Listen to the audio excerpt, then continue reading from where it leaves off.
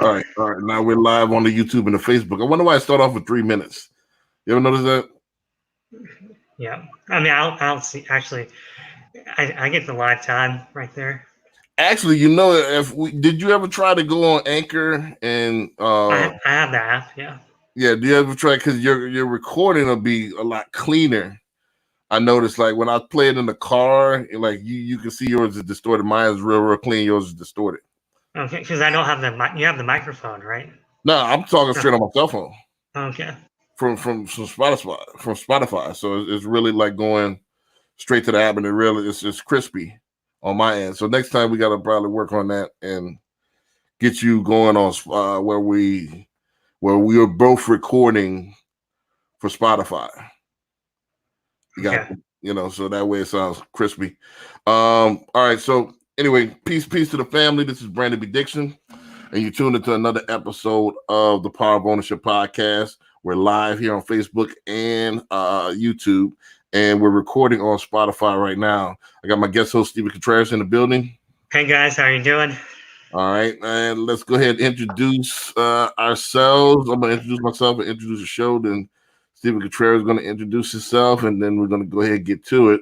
My name is Brandon B. Dixon. I'm a published author, serial entrepreneur, mortgage broker, community activist, so on and so forth. My book, Sales, the Nucleus of Any Profession, is out right now. Go ahead, please. You guys got time right now. Go ahead, please, and get a copy of that. If you want to learn how to survive in this new economy that's going to be coming out, you're going to have to learn how to sell. You're going to have to learn how to market. That's just what it is. This is the new economy coming out, and we're going to get away from a lot of service-based businesses. It's going to be more of you're going to have to pitch and sell yourself and other businesses. The Power of Ownership podcast, we talk about ownership not only of businesses, intellectual properties, so on and so forth, but we talk about ownership of the mind, body, and soul. So we bridge the gap between the unseen and the seen realm. So we don't one of the only podcasts that do that. So we tell you different things from the occult sciences and how to use that occult knowledge and science and bring it to fruition here in the physical realm. So nobody else is teaching like that. So a lot of people teaching, business. So people teaching woo. How do you bridge it? How do you put this together? And that's what we talk about. Steve, and I'm gonna let you go ahead and let me plug the website before I get going. If you need a mortgage, go ahead and go to my website, www.hocmortgage. Right now, people are getting mortgages like crazy. In fact, I'm trying to get Steven in the business. We're so crazily lit right now. People that have money are getting mortgages right now because what happens is there's less competition. You're getting more inventory that's available. And people that's going to have those investment properties in place are going to have that nice passive income once this all boils over.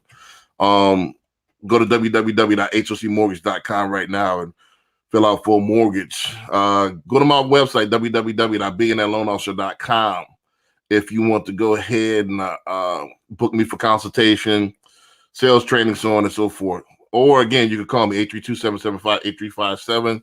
You can call me 24/7. At Billionaire Loan Officer on all social media. So go ahead and add me, DM me, follow me, so on and so forth. And the Cash App, of course, is the Power of Ownership. If you guys like our content and you think this is helpful, go ahead and keep us going. And you can donate at the Power of Ownership Cash App. Steve, let us go ahead and introduce yourself, and then follow him at Steve_Contreras_90 on social media. Hey guys, Steven Contreras here. I'm a geologist in Houston, Texas. Kind of like a Renaissance man, studier of the arts and sciences. Just trying to do my part in this crazy world we live in. It's strange times, like I always say. Right now, it's exciting, it's fun. Oh my gosh. That's Boo. That's our official mascot. That's the Power of Ownership cat. So hold on 1 second. Sorry. Let's see. Gotcha. So again, we're gonna get the show started here in a second, and this is what I came up with this week: how to deal with debt. That's gonna be the topic for the day. Debt. is all around. You see all the fear mongering on all the major news stations. It's almost surreal. They have a death toll like in the upper right hand corner, like every day. All right, the deaths are, and then some of us like myself, I've got lost 2 people in my family from this latest chain of events. No telling if it was COVID or not. Nobody could tell. So lost a cousin and an aunt in the last couple of weeks. So we're going to talk about how to deal with and how to cope with debt. What is debt? How to cope with it? How to get your mind right and how to keep focused through this turbulent times. And we're going to go ahead and open that up. And any questions, again, go ahead and text me the questions, 832-775-8357. If you want us to deal with anything, or comment in the comment box. Go ahead in the chat room and we go from there. And that's it. Steve, I'm opening up for you. Let's go ahead. Let's get in. Get in there. Yeah. So shout out to all the friends and family members who have lost loved ones in this virus. I'm so sorry to hear about your family, Brandon. It's always sad, Well, and, again, I'm addressing it in my segment. Yeah. So, I guess to start it off is we have to realize that we're all gonna die eventually. A lot of people live their whole lives. It's in the back of their mind, that we're all gonna die someday, and I think it really scares a lot of people into not living their fullest potential, and that's just my personal opinions on death, and death is one of those things that we don't talk about it enough in society at all. Like everyone's just always afraid to talk about death, like casually what the meaning of death is, I personally believe that there is an afterlife after this life. That's just my personal beliefs, and that we never actually die. We just move. We move somewhere else. Either good or bad, depending on what we're doing right now. And so, death is one of those things. I've lost family members. I lost both my grandmothers. I'm fortunate to still have all my parents.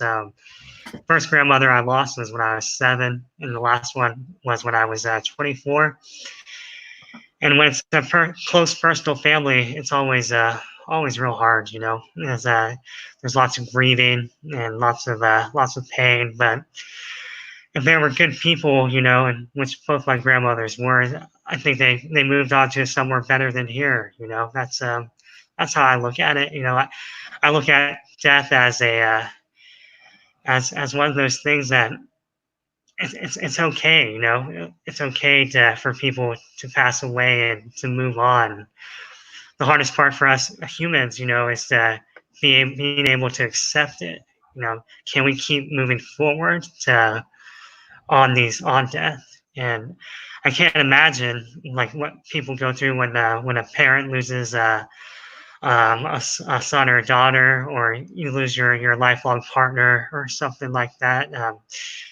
I've never experienced anything like that, so I just those would be so much to handle, and all I can say for people who go through things like that is you just have to keep moving forward. It's all part of the plan. Everything happens like it happens, and one of those things is the angel of death. You never know when death is going to be knocking on your door, so you should always try to live to your fullest potential, because it can be tomorrow, it can be today, it can be 50 years from now. It's death. You got to always be ready for it. And so that's how I try to deal with it. Try to look on the positive side of it all. Right. Well, I disagree with you on a couple of points, but a lot of people say it's semantical, but it's not really semantical, because you really have to be. There's a difference between certain things, and once you understand these differences in certain things, then it'll let you it'll open your mind to what things really are. First of all, and let me explain this as well. Let me back up. It's gonna take a second, because I don't want to see for somebody outside looking in, it might seem, man, it's cold hearted, but it's really not if you really truly understand, and understand what this is. First of all, debt is a part of life. Just like winning and losing is a part of winning. You know, you got to have both. It is the Set and the Horus, and you know, it's part of the natural cycle. You can't have one without the other. So, with that being said, there's a difference between debt and dying. When you die, look at the word die. Die means two. You know, two elements, two components. You know, when you ever have that prefix die, that means two. That means to split into two. Carbon dioxide. Right. So anything with die means two elements. So now we're going back to two elements. So you're splitting from the physical, and your consciousness is splitting from the physical. So death and dying, everybody, it's a little bit different. A lot of people think it's semantical, but dying is everybody is going to die. You get what I'm saying? Everybody's going to die. Now, does everybody have to deal with debt? There's a difference. You see what I'm saying? Exactly. Yeah. So debt is when is a transition. When you go from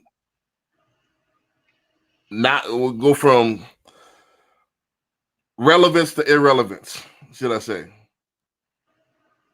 You know, so it's kind of hard to explain. Let me dig a little bit deeper. Let's go with a couple of more analogies so you guys can understand what I'm saying. Because the ancient Egyptians knew the difference between death and dying.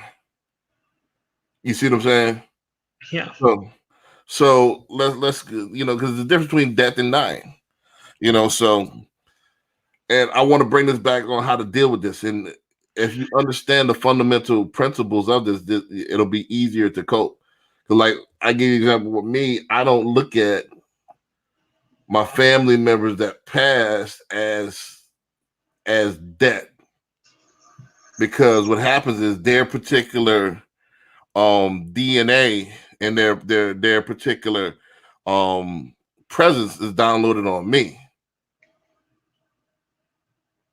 And then from there, I have the choice to actually keep them relevant or make them irrelevant. Just like, I'll give you an example. Let's give an example. Nipsey Hussle. Nipsey Hussle died. He didn't experience death in this physical plane. Yeah. He's immortal now on this physical plane. Same thing with Tupac, same thing with Biggie, same thing with Napoleon, same thing with George Washington. Mm-hmm. Am I making sense? Yeah, for sure. The memories and their achievements live on. Their particular program imprint is downloaded upon in the matrix now. Yeah, yeah. They came here and did what they had to do. They did what they had to do. So that at that point, you didn't experience death. You're immortal in that particular perspective. Am I making sense now? Yeah. Now everybody dies. That means to split. That means you will shed your flesh, and your flesh will go back to the earth and to replenish the earth and keeps it going and stuff like that. And the consciousness goes somewhere else, either to a different being or into the oversoul, which is, you know, the whatever you want to call it. You know, so it goes in. As far as afterlife, it's not really called an afterlife where you're going to be you. If you did what you're supposed to do, either if you did or if you didn't, there is no more you. There is going to be no more Brandon B. Dixon once I die. Now, my name will ring on, but the physical is gone. You know, so which is greater, the program, the quote unquote what y'all call spirit, which is the wrong term for it, but is it the program that I left behind, the imprint, or is it the physical body?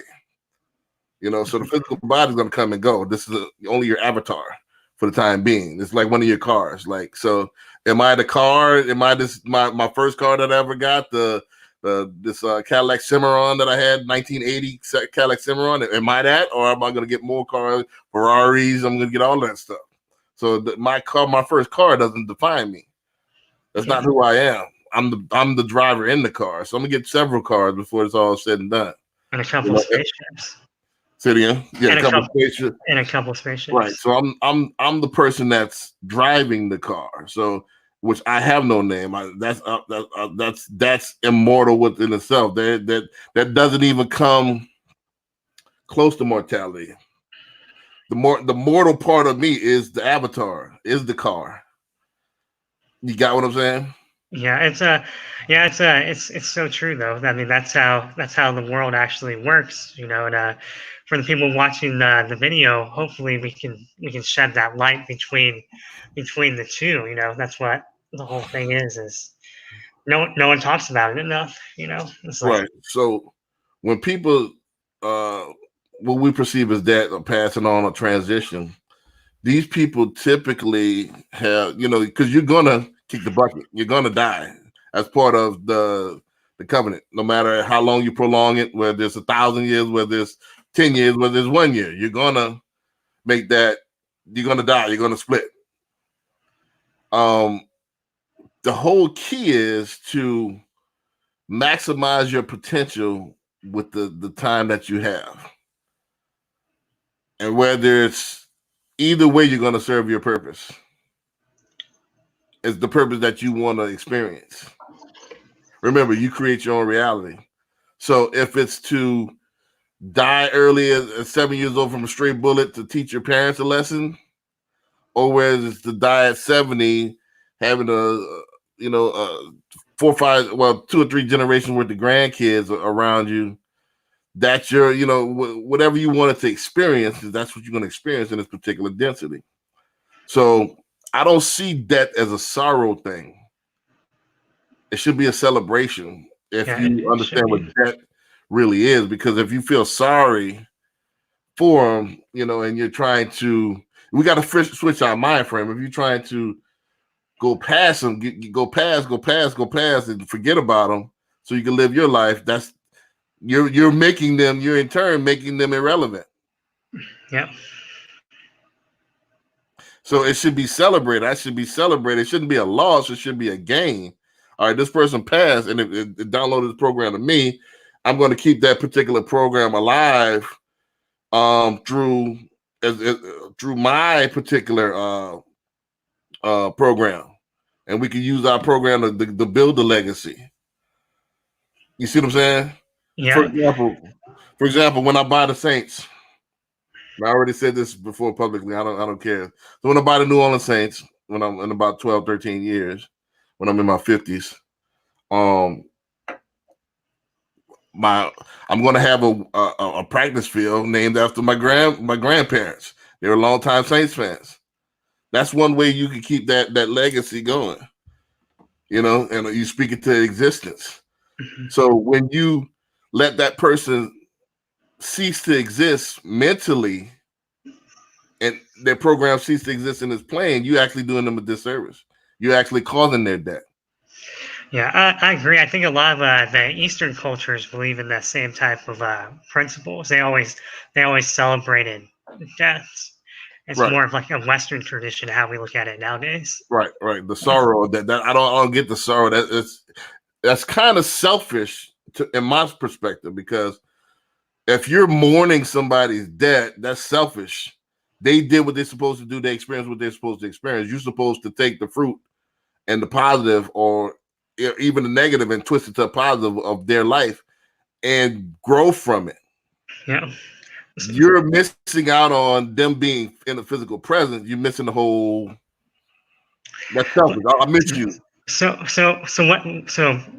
I have a question then. So what happens when, like, if you think like we do and you go into a funeral or something and everyone else is crying and you're really not crying and everyone looks at you weird, like you're not sad, you're not crying, like what's going on, you know?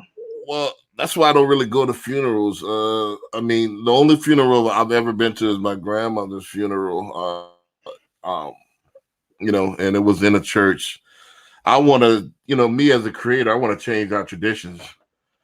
I want to, just like I went to Louisiana a few weeks ago, I want to have like a celebration, especially while they're alive. I want to celebrate them while they're living, while they have all their faculties where they can appreciate us. So I want to have a day or a week or however y'all want to do it, a week or a day where everybody gets together and celebrate this person's life.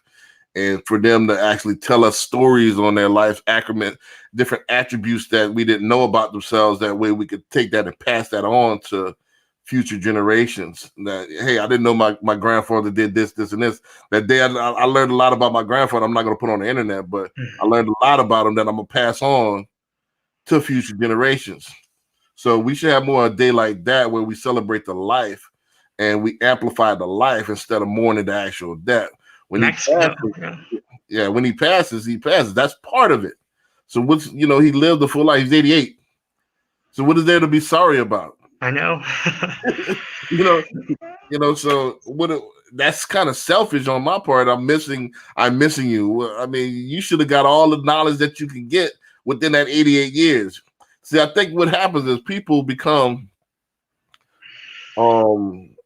I mean, not everybody. This is some, but not all. People become so wrapped up in their lives that they don't spend any time, and they don't celebrate you until you die.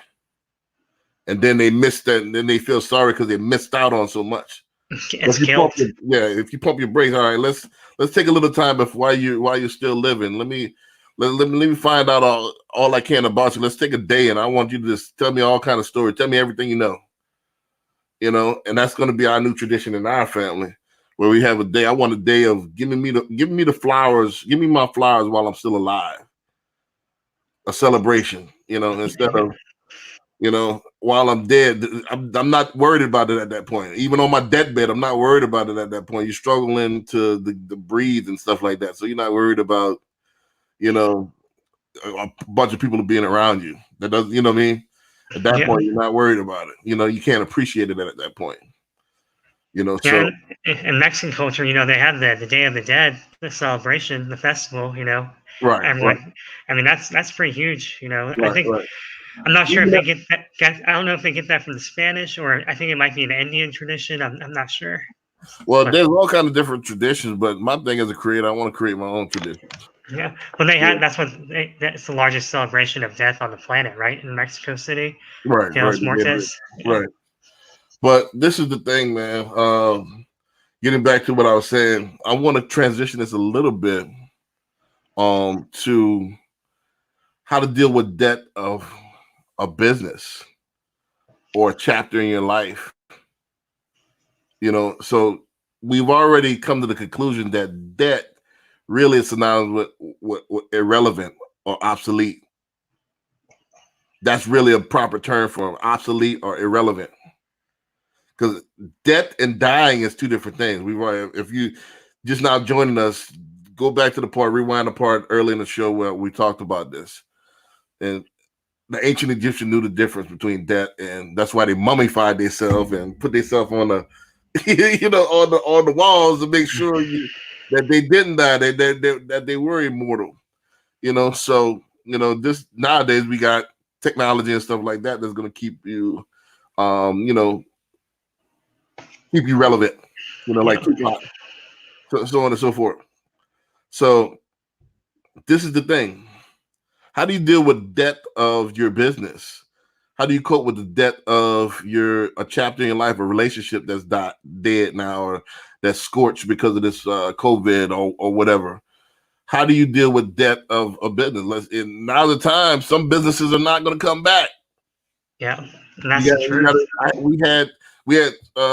had one for sure that's going to be put on hold for sure because the whole aspect of it was a social aspect. So now the world's changed. Now, what are you going to do? Are you going to continue to bark up that same tree, or are you going to switch gears? I'll let you go on that, Steve. How do you deal with debt of a business? How do you deal with debt of a relationship? Yeah, I mean, everything is for growth, right? So the world is always changing. Our surroundings are always changing, and every day is going to be different than the next. And it's all mental, right? We have to figure out, okay, so if my business or my job or something, my relationship didn't work out, are you going to sit there and sorrow about it, or are you going to do something about it? Change, learn from the mistakes. And sometimes it's out of your control. Like you said, with the virus going on, everything got shut down. A lot of small businesses aren't going to come back. The major businesses are dealing with a technological overhaul.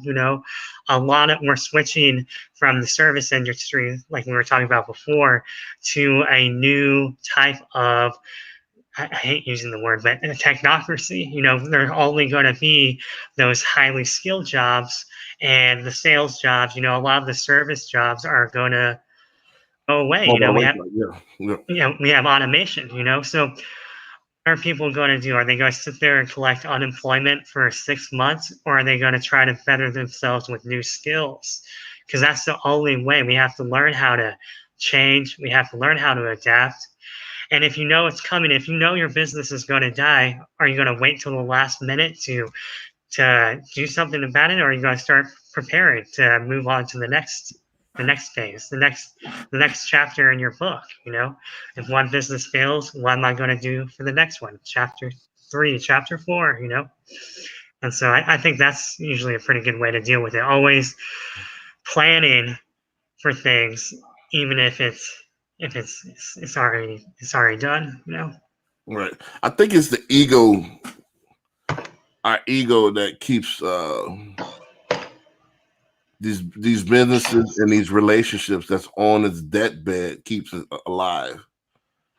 So, you don't want, just like with my business, I told you, I had a couple of video stores, and the technology, it pierced the sword in it, with the invention of the streaming services and Netflix, and it's hard to, I couldn't fathom back in 2005, that ritual of not going to the video store and picking out your videos. I just thought that, as technology went on, it'll be just a different hard copy medium. It'll go from DVD to Blu-ray to something else, from Blu-ray to something else to something else to something. It'll just keep improving, but that particular format was always going to be there.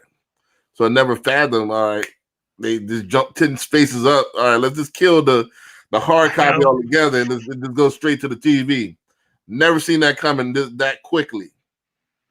So you always got to, and I learned this from my mentor, Mattress Mac, that you always got to look, even if the idea is crazy, look 10 years ahead of time. So truckers, cab people, if you're Uber driver or Lyft driver right now, this isn't going to be a formal a form of income in the next 5 years, because they're going to have driverless cars. Yeah. And they're already setting it up with the COVID, because, all right, now I don't have to worry about, somebody being affected that's driving me. I got somebody, it's AI that's driving me. So I don't have to worry about anybody being a creep. I don't have to worry about anybody being affected. And I got to hop in this car and go where I got to go. Same thing with truckers. I could, I don't have to pay them. I save money. I guarantee you I won't get drunk and drive, drunk drivers and all that stuff. So the technology is going to where these businesses will be obsolete, the death of them. Mm-hmm. How do you deal with this? So first of all, you need to cope with if you already got a business that, like DJs are suffering right now. Club owners are suffering right now. Bar owners are suffering right now. And some of those small bar owners got to admit that they might not come back. It's going to be social distancing might be a couple of year thing. It might be, it might never come back to as we know it. It might, bars might be a thing of the past. You know, I'm not saying anything about bars, but I mean, it's just fun to just interact with people, you know. It's right? what makes us human. Right. So they're gonna try to. The only way I can see they're gonna figure out some way we can interact like we used to interact is gonna be vaccine. You know, but how long will how wide how long is somebody's pocket a small bar owner to wait till all this developed? I know, not much. So as a small bar owner, you have to do something else. You have to cope with the debt. This might be the end of the road for your business. And what you need to do is right now, you need to go ahead, cash in your chips and start pivoting right now. Don't wait till it's already flatlined. Because you might have to accept the fact that it might not come back to where it might never. Look at the airline business from 9/11. It never was the same. So you might have to suck it up and do something different, or get creative now and do something different now. You got to be proactive and not reactive. So that's why I got it when I sold my video stores. I promised that I would never get caught slipping like I did in 2007, 2008. Because what happened is the end of my business, the end of the line of my business is that with 2007, when it came out the iPhone and it came out with all these apps and everybody started streaming, and 2008 when the recession hit, my business took a 50% hit. And the last 2 years of my business, the last year of my business was atrocious. I mean, it was still good compared to working a job, but it sucked in comparison to the numbers that we hit in 2005 to 2007 when hard copies was at its heyday. So with that being said, I made a pledge to never get caught slipping like that again. Any business that I get, that's why I got into the mortgage business. Mortgages is one of the backbones of the economy. Now, will my position as a loan officer morph and change? Absolutely. That's why I'm already ahead of the curve. People that's loan officers, there won't be any loan officers in the next 5 years. You see what I'm saying? It's gonna morph and change. So you got to be prepared. But the business itself isn't going anywhere. People are going to need mortgages. It just is what it is. People are not going to all of a sudden start buying properties cash all the time. People are going to need loans. So that's why I got into this business. I got into a business that's concrete and infallible, so unless the death of the actual country, which I think that's, if you thinking that's going to happen, I think, you're slipping on it. The United States at least got a few more years, 100 more years in it, so yeah. We'll see. At least, yep. I don't think it's going anywhere in my lifetime. So with that being said, you have to pivot and start putting your money into something more sustainable, digital, that's foolproof. If you didn't already have, that's why I preach all the time to people, you need that passive income. You need those properties. That way, if your business does sink, that's I live off of, I'm damn near getting to the point when my second book dropped, I live off of books now. Whatever I do loans, my loans could be zero and I could pay all my bills. That's how you got to have it. You see what I'm saying? You can't have more than one. You got to set up 7 streams of income, period. That's how I would say how to deal with it. You can't put all your eggs in one basket. Also, just to deal with as far as relationships, that's a whole different kind of thing. My motto, and people that follow me know, my motto is relationships with championships. That's not just business relationships, that's personal relationships as well. If that person that's in your circumference, in your cipher, is not helping you achieve your dreams and your goals and create your own reality to a positive, you need to cut that person loose. You need to have the depth of that relationship. Now, if it was somebody that's helping you in a positive note, then you guys are drifting apart, then you need to download with the stuff that you got positive, go ahead and move on, because what happens is if both of y'all toxic together, if you guys outgrew each other, then you need to go ahead. You can't, for selfish reasons, try to make this work, because it's always going to blow up in your face. I learned this I'll let you chime in. I learned this from an early age that if it works, it works. If you try to fit, this like friendship, any other friendship, when Steve and I first met, we automatically click, we automatically vibe because we both on esoteric stuff. All right, boom. If it works, it works. And we cool, we cool. I'm not trying to be cool with people that it doesn't work. Yeah. If it works, it works. If people that's cool, it's cool. What happens when you try to make yourself a friend to somebody, or that somebody's a dick, or somebody's an a-hole, and you try to befriend them, it's always going to blow up in your face. Yeah, you gotta let it grow organically. All relationships, all organic. Yeah. So if you guys click. When you try to make a relationship work, that's when it's going to blow up in your face. Yeah. And I agree. It's like the same thing. I guess when you're younger, you don't really notice it, but like being almost 30 now, I notice it. Like you instantly know. Like you said, we clicked right away.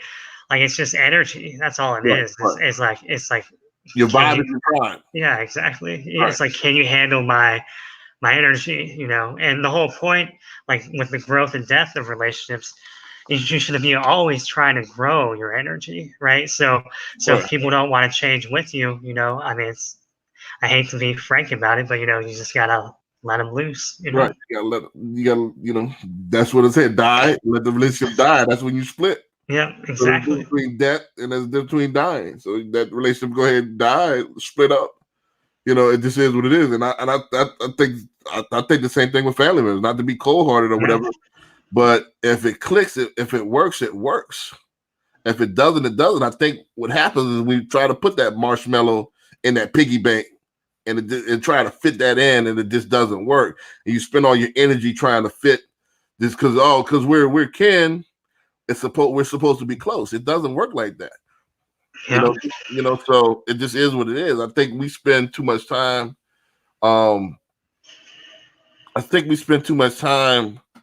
And trying to make things work on the back end.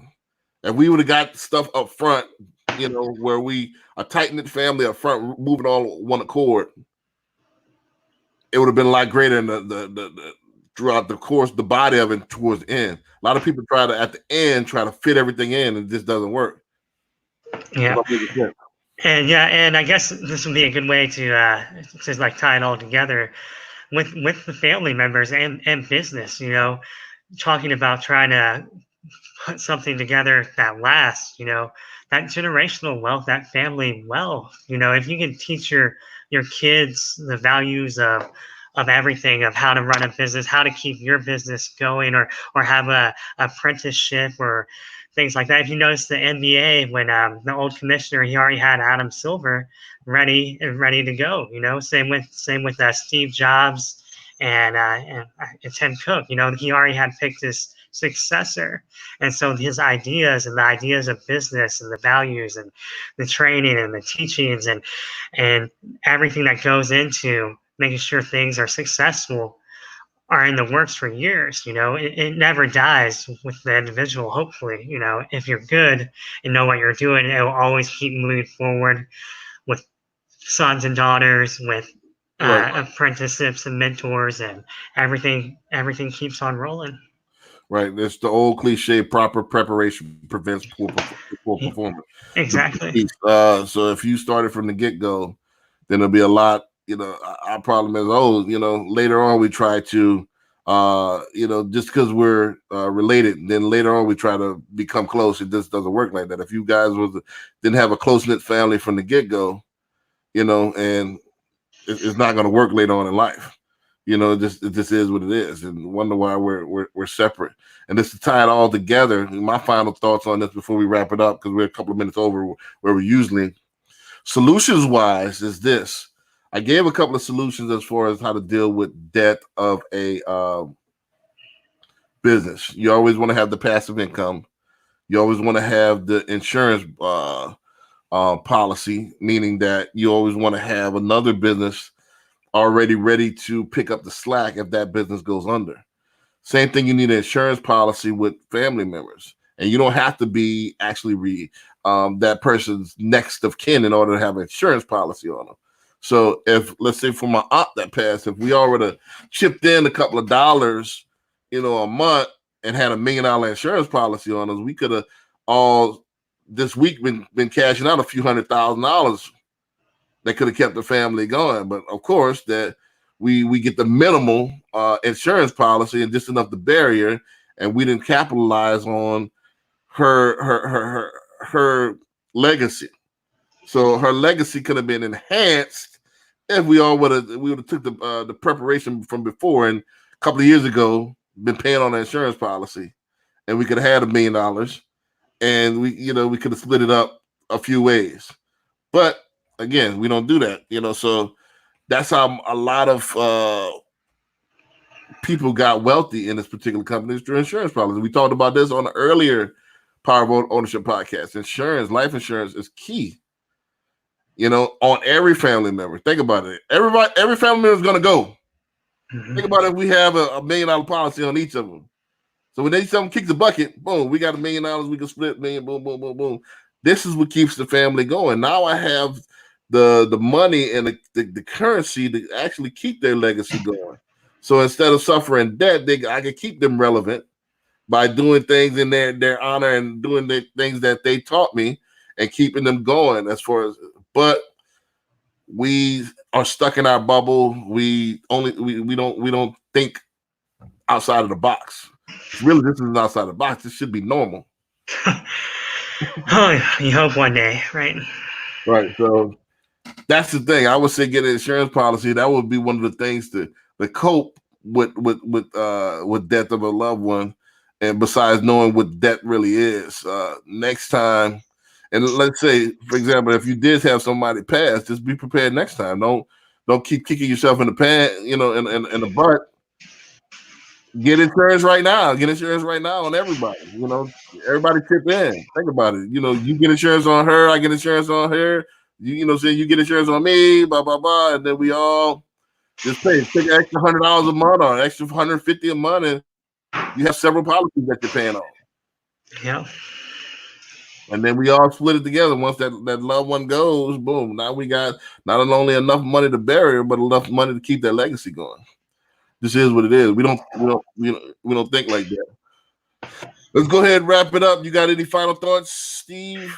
I just want to say again, sorry for everyone who's lost friends, family members, coworkers, businesses, and their jobs, to this coronavirus. The world will get better. We're in the age of Aquarius now. We finally hit it. It's time to change. Time to keep moving forward. Try to just do the best that you can do. And yeah, sorry for everyone's loss out there, but it will get better. I mean, we got to start reversing that. We got to be the leaders. I know. I appreciate your loss. It's not really a loss. I appreciate your gain, because now you should have gained something from that person's life. If you hadn't gained anything from that person's life, then it shouldn't be a loss. Whether just because you lost the physical, you should have gained you should have gained 10 times more in wisdom. Yeah. Because that's the whole thing is knowledge. Knowledge. What is knowledge without wisdom? Wisdom is the execution of knowledge. So that person should have executed their knowledge, and I should learn from that person's wisdom. She should have spread the wisdom, and then I have that person's wisdom that I could download and make and enhance it from there. And each generation gets better. Each time somebody anytime somebody died, they don't really suffer debt, because I'm taking that wisdom and incorporating it to the next generation and getting better and better and better. Yeah, that's how it should be. That's how it should be. And like I said, though, just keep on trying to push forward. Yeah. So we should celebrate. No, sorry, I don't feel sorry. Celebrate. Celebrate them. Yeah, celebrate them.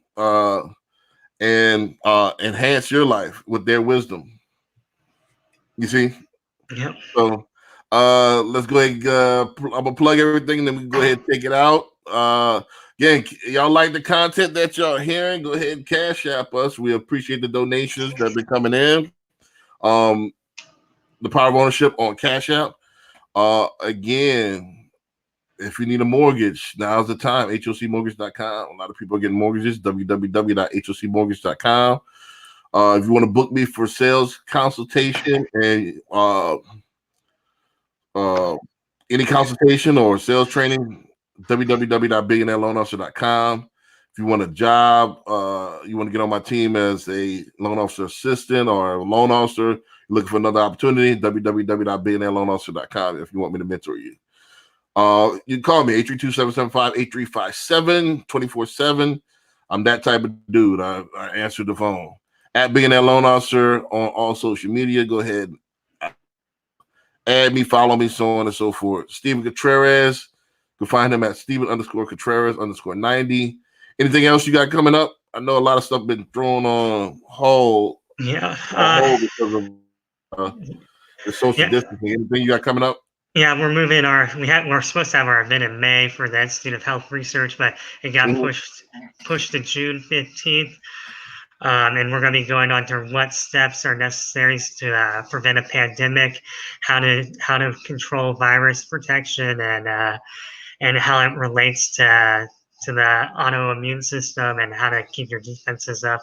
It'll be a good lecture. We'll have like 4 people from all over the country giving speeches. So if you're interested, $50 a ticket. Just hit me up, Steven Contreras on Facebook, and just send it my way. All right. Gotcha. Also, just to let you know what I got coming out, join me later on today. I'm going to come out with I know I was supposed to do this Friday night, but the socioeconomic neo lecture, I'm going to do that later on tonight. It's going to be a banger. So, let's see, comments wise. Let's see what we got. Let's see. Let's see if we got any good comments here. Let's see.